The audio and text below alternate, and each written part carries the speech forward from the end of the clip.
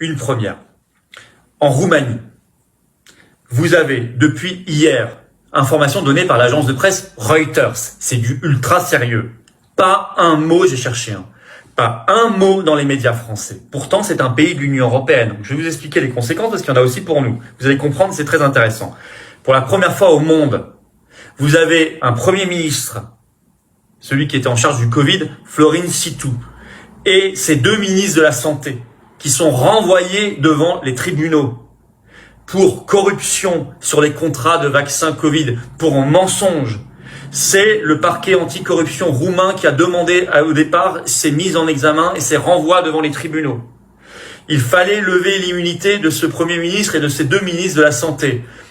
Le Sénat, hier, roumain, a voté pour lever l'immunité parce que c'est lui qui peut le faire. Ils sont 95 au Sénat roumain. 3 se sont abstenus. 2 ont voté contre la levée de l'immunité.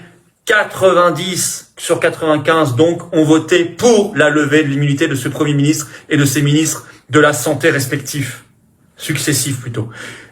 Donc, ils vont aller devant les tribunaux pour une plainte criminelle. C'est repris par les agences de presse mondiales, pas par l'AFP, pas par les médias et la presse française. C'est extrêmement important ce qui se passe. Pourquoi c'est encore plus important? Parce que c'est un pays de l'Union européenne.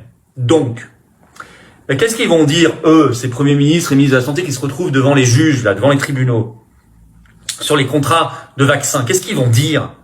Ils vont dire, vous savez, les contrats, ils ont été gérés par la Commission européenne.